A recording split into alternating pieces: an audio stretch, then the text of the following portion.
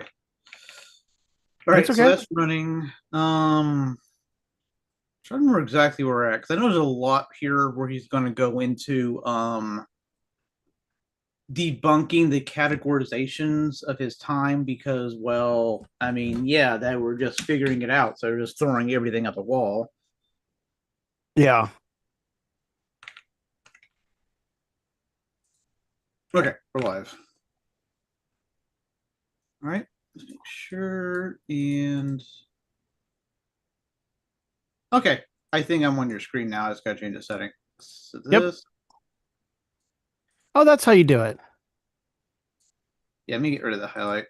Yeah, I've had to figure that out on my own too. Aha, yeah, the constructive. All right, go ahead. Sorry. All right, yeah. So I'm still behind on reading, but I mean, yeah, I understand where you're at. Yeah, Yeah, who isn't? yeah. Oh my god, I'm off for the rest of the week, so I'm going to finally start catching up on reading that I want to do. All right, so the constructive instinct is not to be understood here as it is by Blumenbach, which means by principally reproduction. Yeah, I try to remember. This is a part where the unlike where we read it before, where say like building a nest or stuff requires deconstructing something and rebuilding it for yourself. This is taking the thing in its thing, the thing you're doing in itself, and making art out of it directly without having to do so. So it's even more. It's an even higher version of art, which I guess we're not going to talk to you about much until we get to finally step to that point in mind, which is I think the latter third of mind, right? Or philosophy of spirits. So the artistic impulse as instinct is the third phase. The unity, yeah, again, third phase, yeah. The unity of the ideal theoretical, because it is both the immediacy and the mediated mediation. The unity of the ideal theoretical process in the real process of digestion. First instance is only relative totality. Here, an external. Okay, yeah. First instance is only the relative totality, since the variable inner totality is the third phase of the whole degenerate process. Here, an external object, something belonging to the animal's non-organic nature, aka Earth, is assimilated, but in such a manner that at the same time it is also left to remain as an external object. Thus, the constructive instinct, too, like excretion, is a self-externalization. Okay, yeah, here's where the mind of the animal projected back out onto the into its nature, onto the nature of reality, is the first instance of this. So it is the animals itself projecting its own actions onto the environment. It's ones. Thus, the construction instinct too, like excretion, is a self-externalization. Sorry, but it is a building of the form of the organism in the outside world. The object is shaped in a way in which it can satisfy the animal's subjective need. But here, there is not a mere hostile relationship of appetite to the outside world, but a peaceful attitude to outer existence. Appetite is just at the same time satisfied and restrained, and the organism objectifies itself only by disposing of an energetic manner for its own purposes. Here, then, the practical and theoretical relationships are united. Theory and practice in one, yeah. Sorry, I'm just kind of, yeah, that's the kind of like forward aspect here presupposed in a way, but this is its early proto aspect. The Yeah. instinct can be satisfied by the form without doing away with the object. But this is this on one side, the constructive instinct. The other side is the animal excretes products of its own activity, not out of disgust, not to get rid of them, but on the contrary, the externalized excrements, that's the phrasing, is fashioned by the creature to satisfy its need. I'm thinking about the part in phenomenology where, Artistic instinct. yeah, Why am I'm I thinking, thinking of? Go ahead. You're thinking of Okay, so we're talking about digestion, but he's also talking about artistic, and I'm like, okay, it is, yeah, it makes sense because excretion is the initial internal becoming outer aspect, right? sure. And that's where he's bringing it forward, where it's no longer just that. That's, yeah. I'm also thinking part of phenomenology in the master and slave dialectic, where the slave learns that it is actually capable of, doing more by in realizing its own internal essence in its in the outside world by doing work and building things and doing stuff, etc. Hmm. So there is that parallel. The artistic instinct appears as a purpose of action, as wisdom of nature, and it is this category of perceptiveness which makes instinct difficult to comprehend.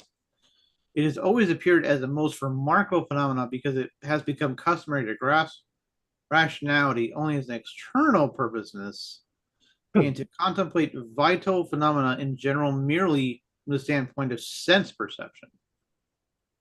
Okay, we're getting more more relationship with phenomenology here.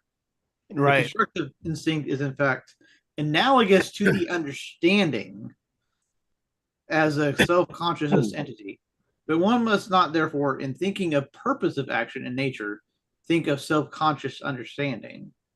Not a step can be made into contemplative nature in which, yeah, I feel like this is a good addition here for this. If what is not has been comprehended, for an end is precisely that what is predetermined, is active, enters into relationship with an other, which it preserves itself by assimilating it. The notion in this connection of these moments, a fashioning of the external object, the secretions which have a connection with the creature's need. But as artistic impulse, this notion is only the inner in itself of the animal. Only the unconscious overseer, workmanship, is it is only in thought. The human art is that the notion is for itself. So yes, a proto artistry. Uh, Colbert says that there is higher forms of animal life, the less instinct they have. The instincts have most. Yeah, it's less instinct, more thought, the kind of the more intelligent the creature. In accordance with the inner notion, everything is a means, i.e., is connected with a unity. So the unity here, the living thing, would not exist without this means, which is not at the same time only a moment of the whole, a sublated moment, not something independent in and for itself. Just as the sun even is a means for the earth, or every line in the crystal is a means for its immanent form. The living being has this higher nature to be the activity which fashions the things outside of it at the same time, leaving them in their externality, because simply as percivist means they have a connection with the notion. So that the internal nature is itself a moment of the creature, which is beyond just the creature itself as externality, is what I'm taking out of that.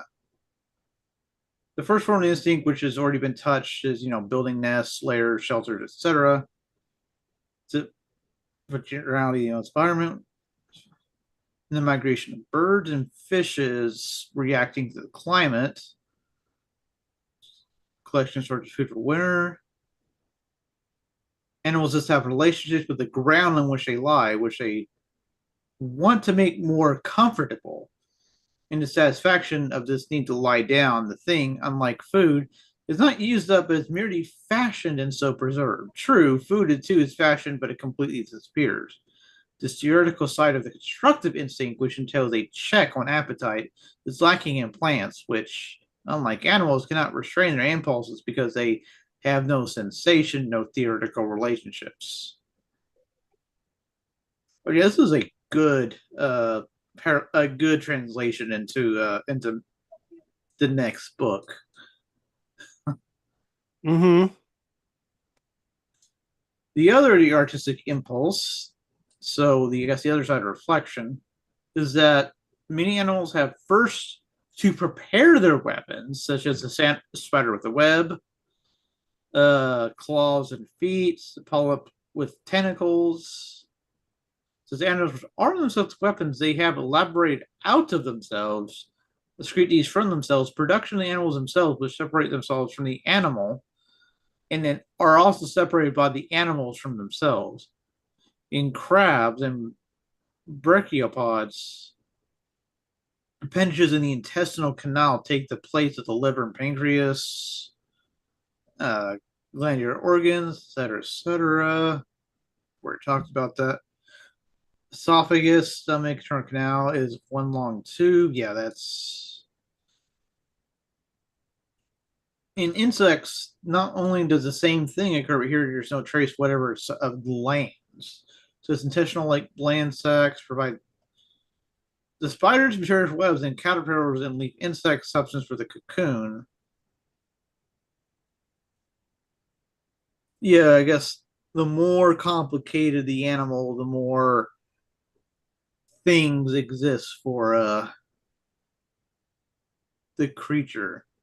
Mm-hmm. In addition to such animal, this organ corresponds to the epidermis of animals, where another tube goes to the penis and the female, there are double ovary, etc., etc. Yeah, genitals.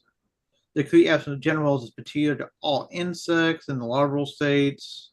Yet the building of cells and the excretion of honey of these asexual bees is so much which they produce themselves. They are, as it were, sterile flowers which do not attain to propagation of the species.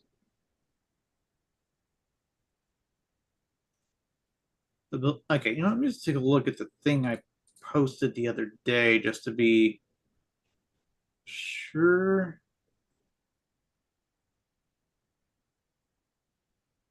The point is the unity is that to hear the animal for the first time shape something external without consuming it, and doing so achieve self-enjoyment rather than mere appetite satisfaction. This is the hinge. Satisfied appetite has so far only reproduced the animal as it's singular.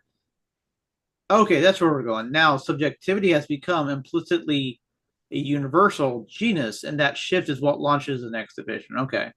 So we're here seeing your a translation from the individual to the genus, to the species. Yeah. Okay. Caterpillars may eat and excrete. Blah, blah. I think that's going to allow us to skip forward here a lot. Yep, 366. I'll go through. Oh, here we go. So this last paragraph, though. In the constructive instinct, the creature has produced itself as an outer existence and yet remains the same immediate creature. Here, then, it first attains to self enjoyment, the specific feelings of self.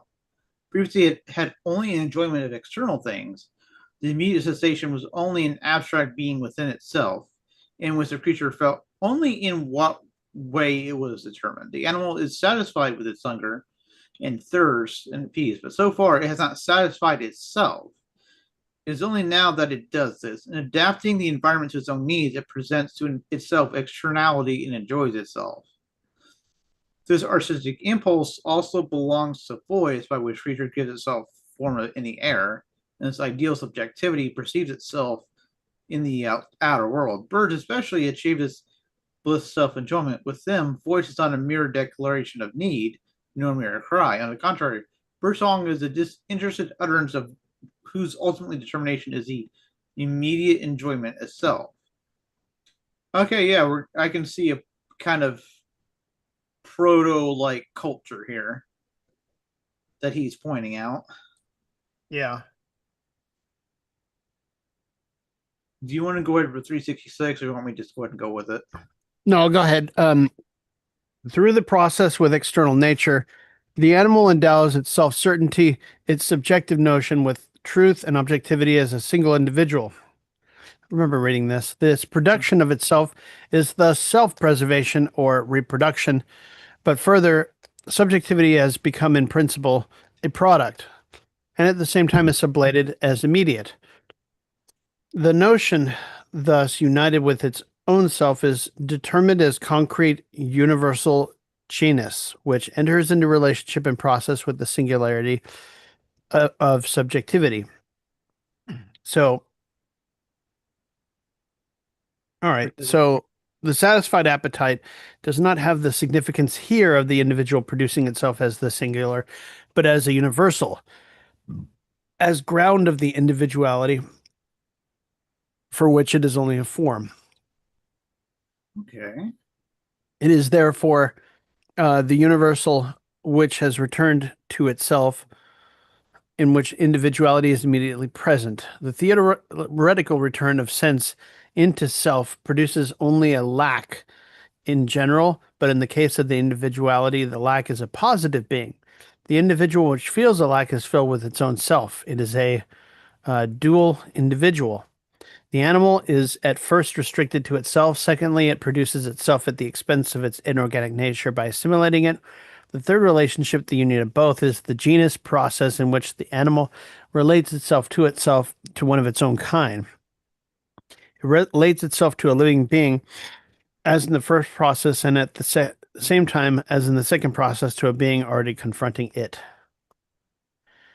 Okay. Okay. Yeah, just realizing species at this level is pretty much proto culture. Yeah, Yeah. because yeah, a lot of these creatures do have their own culture, even if it's very basic. Yeah.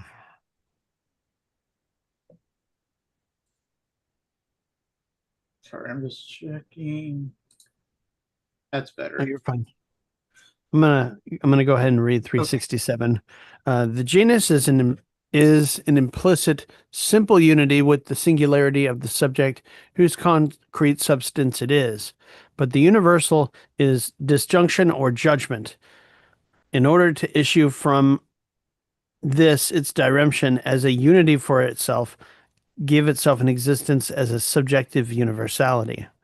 This process of its closing with itself contains the negation of the merely inner universality of the genus and also the negation of the merely immediate singularity in which the living being is still only a natural being. The negation of this singularity exhibited in the preceding process is only the first immediate negation. In this process of the genus, the merely natural being only perishes, for as such it does not transcend the natural. But the moments of the process of the genus, since their basis is still not the subjective universal, still not a single subject, fall apart and exist as a plurality of particular processes which culminate in one another in the death of the creature. Oh, So, that's um, yeah. The so contradiction of death. Yeah, good. yeah, um, so when an individual is related to a universal genus of which it's a part of, right? That exists at a certain level. The level that he's talking about here is the one in which um, The the the death of death the of the singular. creature and its breaking down into its constituent parts. Um, it's part of the process of the genus, but also it's not what ties it to the genus itself, Because but as part of being something universally natural, or yeah, it's universally natural. He's basically saying, every living creature dies. What ties it to its universal self, I guess, um, is something a little higher, I guess guess because you I'm could say. also projecting a little ahead. There's kind of like a dual death here because there's the death of the individual in terms of it dying, and there's death of the individual in that it is not purely the individual, is that itself is part of the genus, right? And so there's Yeah. the death of the individual by itself, which I think is kind of funny because that's the thing that conservatives fear a lot about, like communism and stuff. It's like the death of the individual is like kind of like part of that's already there naturally, even if we do actually have a survival of the individual, which sublation, preservation of the moments. especially at the high level of humanity. Conservatives are obsessed with the right people surviving to continue on and the wrong people perishing. Okay. Correct. Yeah. They're looking for it's prevalent today. Um, Even the kind of what so-called post-racial fascists. well, I mean, if you're looking for a global analog, Hitler's an easy one, but Yeah. you know, if you're looking to stay closer to home, you know, you can always cite what George Wallace had to say about, you know, when he stood in the doorway and said, "No, we're not going to let unclean people into our schools. We're going to keep them separate. You know, I'm not going to say the word, but you know the word. Yeah. Which is You people stay over there, you degenerates, which and we'll have our higher society, and we'll survive, and you'll perish in the dust." which always find fun to me because I'd say to the face, if anybody's the unpure one, it's you.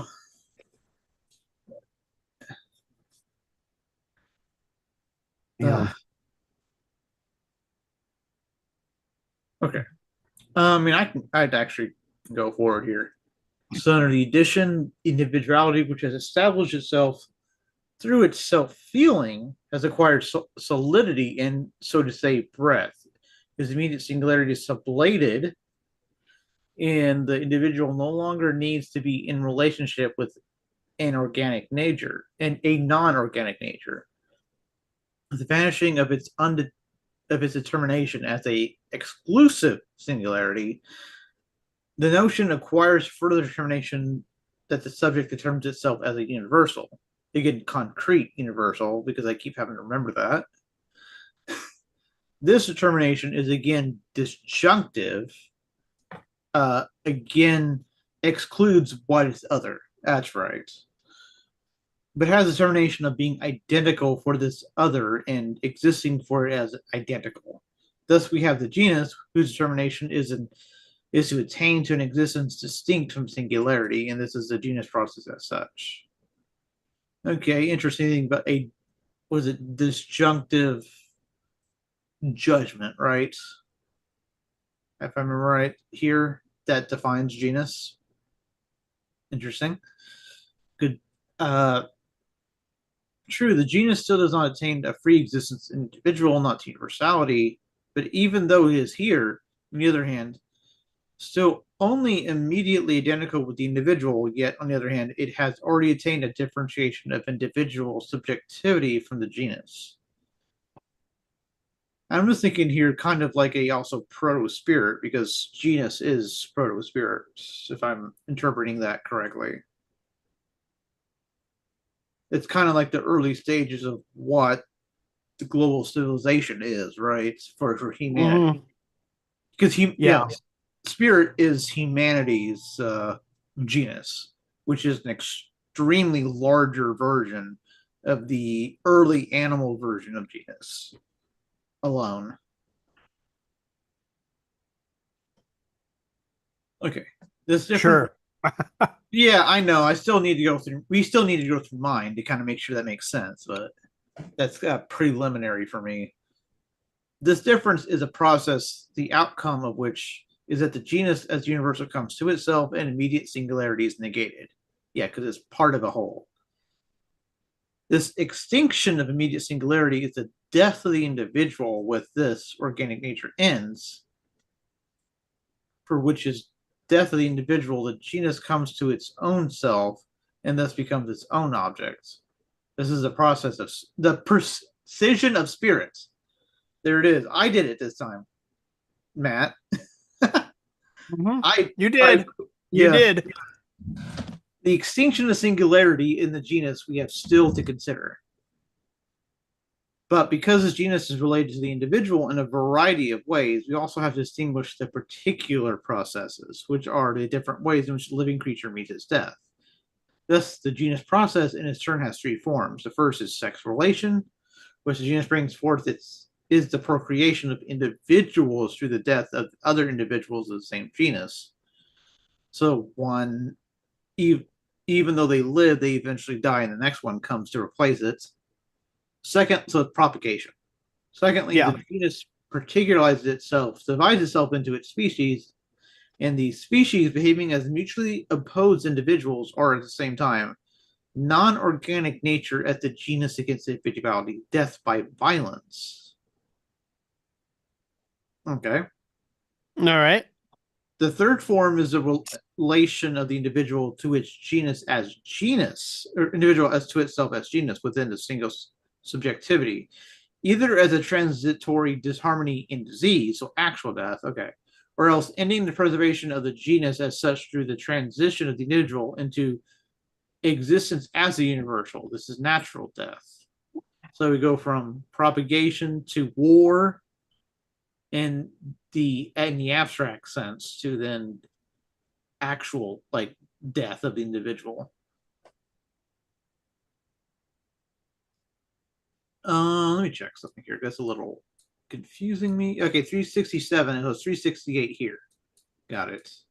Because they had to propagate. That was 369 in a different version.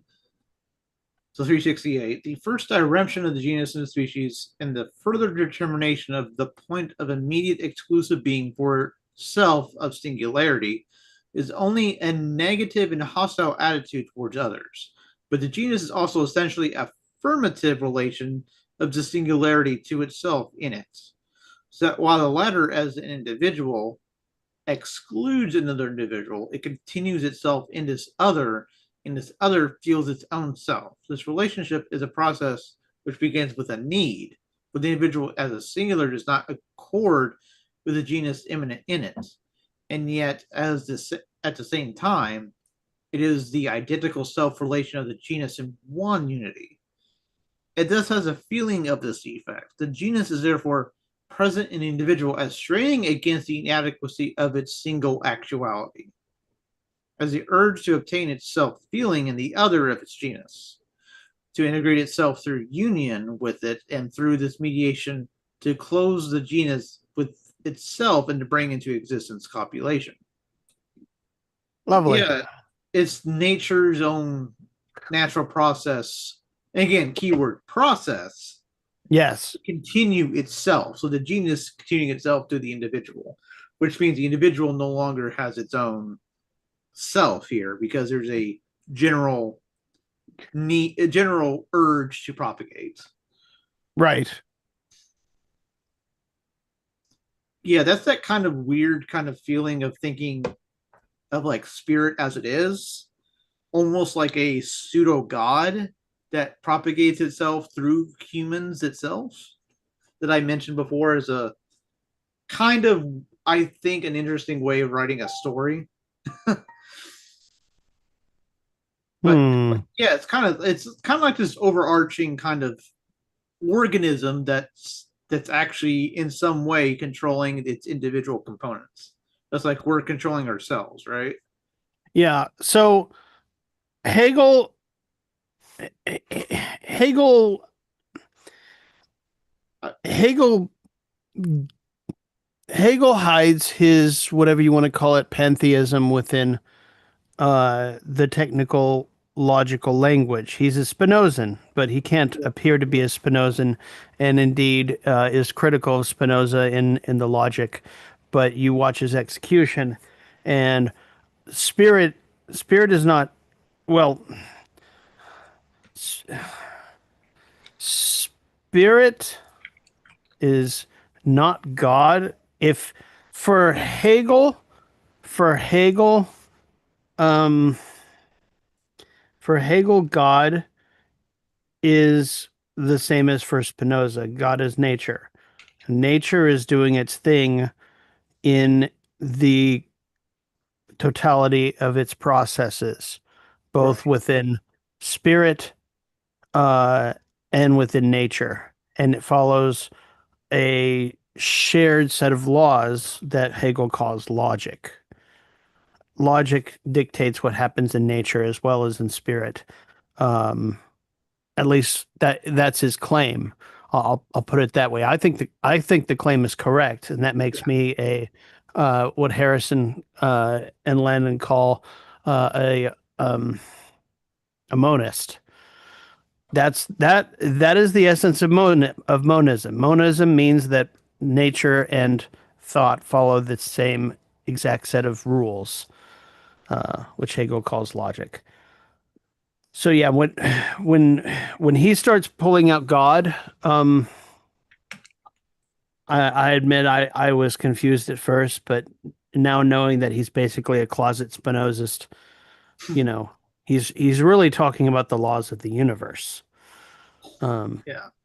yeah, I just kind of find it interesting because you kind of have like things that are like sublated, like the human consciousness itself is sublated. So you kind of see pseudo kind of like these propagations, almost like a pseudo consciousness of humanity, even though it's not actually consciousness in that sense. That's kind of how I think about it because it's that's like when Hegel is saying is that we've been experiencing history instead of living it, right? yeah, So in that way, humanity is kind of like almost this kind of consciousness because it is a transfer of information between humans, but it's not itself conscious. yeah. Where is that? All right, I'm just gonna. Uh, You know that's an interesting that's an interesting comment too because oh I it was either Doug or Harrison who posted a quote about how consciousness is a is a an attribute of matter. yeah, keep going. Uh, All right. you know,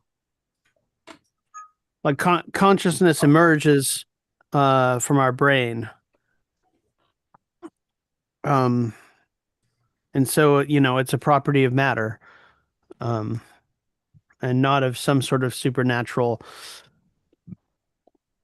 insertion from the supernatural as the church has it. I think it's kind of funny because I've been reading a book series that kind of kept the whole because in like a lot of like RPGs and stuff, you have mana for magic Yeah. versus so that mana is the same duality of matter versus thought, right? It's just Yeah, that yeah, kind of yeah, concept, but yeah, yeah, that is interesting. Magic systems, y- you've got the two bars, you've got life and you've got mana, and you spend mana to do magical things. which is you use your thought to do it. Right. Like So I I'm want to almost thinking summon about an that. axe to throw at my enemies, you Almost like know. thinking in our world, if you were to think about that, mana is literally a property built into matter that you know comes out of matter through its further logical implications rather than necessarily being separate. Right. So that's that's the closest equivalent to how mana actually works in real life. Well, It's just sort of it's a property of matter again. So well, I mean, if you think about how mana is portrayed, especially within games, how you spend it and then things happen. Uh, I've been reading book series that seem to face yeah, magic systems based off of the game yeah. system. So So if you think about the labor humanity or humans put into the work they do, especially mental work, and then mobilize things physically to say build a house or build a company or all of those things. The more conservative, well, the capitalists among us like to portray it as some sort of magical process, and part of that is where the commodity fetish comes from, is that money appears to create itself rather than the process being there to confiscate it from those who work. I'm also Um, I have a friend that's also thinking about the underlying nature of reality is consciousness. It's kind of like that is a mystifying backwards view of what that version, like what is the logic essentially? Yeah. So I'm like, yeah.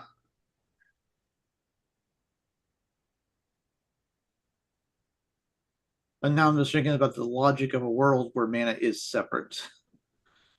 Yeah. Okay. Sorry, didn't want to interrupt. Did you have anything else? Otherwise, that Nope. was No, fun. no, no. No, that was awesome. Yeah. Oh, I, Utilizing the process of misunderstanding to actually understand reality. Yeah, that was yeah. it. So copulation, constructive instinct, union and the disappearance of the sexes into which the simple genus has developed, formation, assimilation. Okay.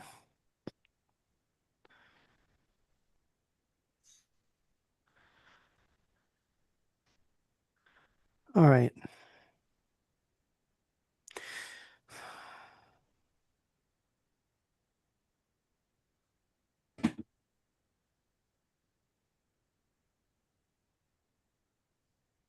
Universality is the highest to which the animal can detain.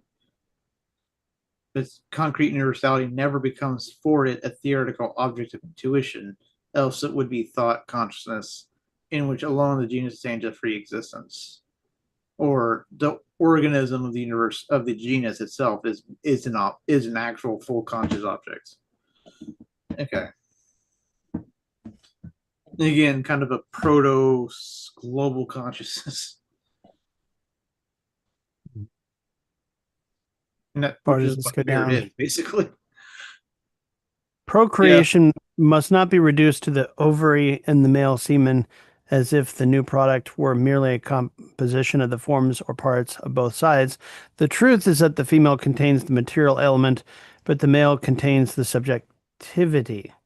Conception is the contraction of the whole individual into the simple self-surrendering unity into its representation. The seed is this simple representation itself, simply a single point, like the name and the entire self. Conception, therefore, is nothing else but this, that the opposite moments, these abstract representations become one. Okay. I mean, All right. we know the male side still has material, but it is very limited compared to the female side having to actually, you know, give birth to the human. So that makes sense in that context. Right. So 369,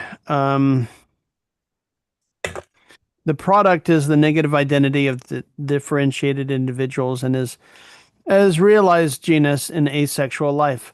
But on its natural side, this product is only in principle this genus, distinct from the individuals whose difference has perished in it and is itself an immediate singular, destined to develop into the same natural individuality. So basically, The the kid, zygote. yeah, um, shit. into the same difference in perishable existence. Yeah. Yep. Yeah. This process of propagation spends itself in the spurious infinite process, or progress. The genus preserves itself only through the destruction of the individuals who, in the process of generation, fulfill their destiny, and so far as they have no higher destiny, in this process meet their death.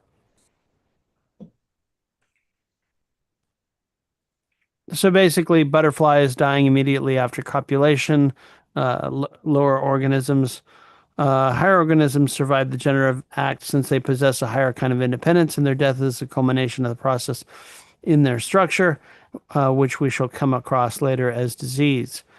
The genus, which produces itself through negation of its differences, does not, however, exist in and for itself, but only in a series of single living beings, and thus the sublation of the contradiction is always the beginning of a fresh one. In the genus process, the separate individual creatures perish, for they are distinct only outside of this unity of the process, which is the true actuality. Love, on the other hand, is the feeling in which the self-seeking of the individual is separate, and its separated existence is negated, and the individual form therefore perishes and cannot preserve itself. Love? Okay. For only that for only that preserves itself which as absolute is self-identical, and that is the universal which is for the universal. But in the animal, the genus does not exist as such, but only in principle. It is only in spirit that it exists in and for itself in its eternity. The transition to the existent genus takes place in principle, in the idea, in the notion, that is to say, in the eternal creation, but there the sphere of nature is closed. Interesting. Okay, so genus and species. Closing in. The genus, in its implicit universality, particularizes itself at first simply into species. At the base of the different forms and classes of animals is the universal type of the animal determined by the notion. Nature exhibits this type partly in the various stages of its development, from the simple organization to the most perfect, in which it is the instrument of spirit, and partly in the various circumstances and conditions of elemental nature. An animal species, developed to the point of singularity, distinguishes itself from others in and through its own self, and through the negation of them is for itself. The natural fate of the individuals in this hostile relationship in which others are reduced to an inorganic nature is violent death. So it's Okay. the general concept of the individuality of the universality of genuses. So now we have a new individual universality because you have the specific species of bird who captures a specific species of fish at this point. So now we have the hunter Yes. assumption.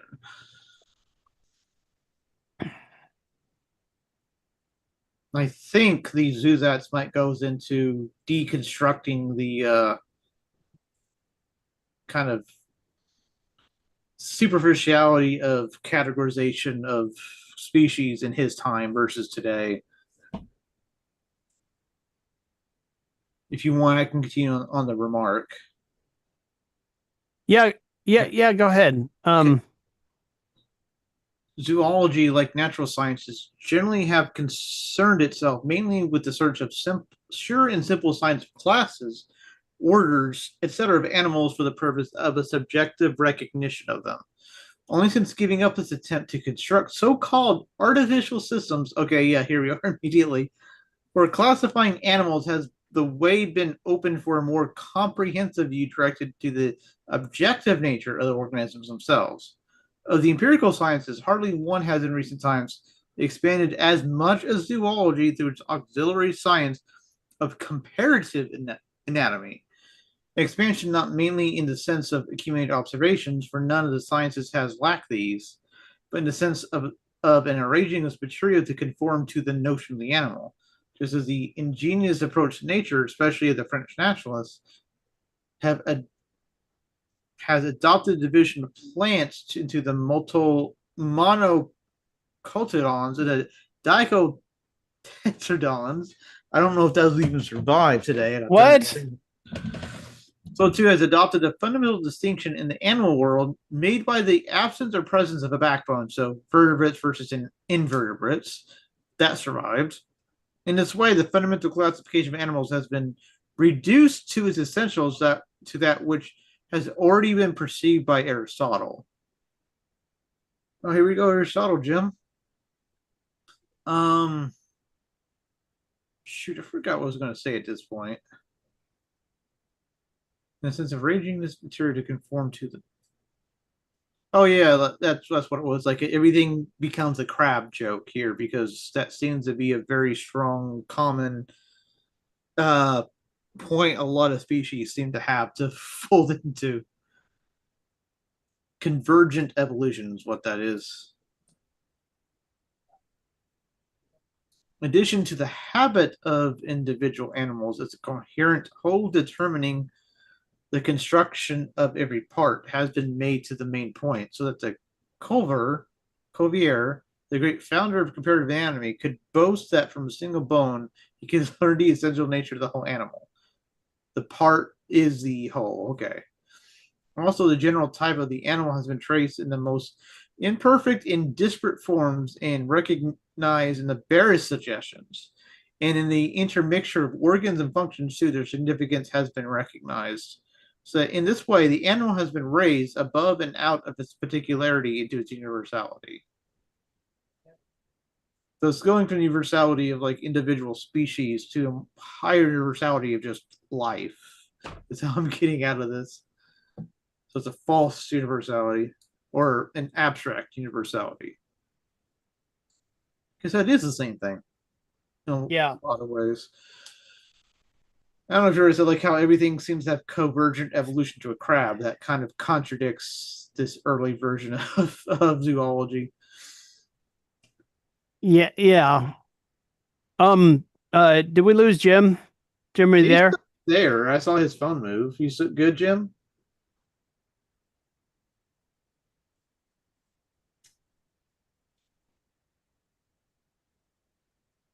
Think maybe he fell asleep again.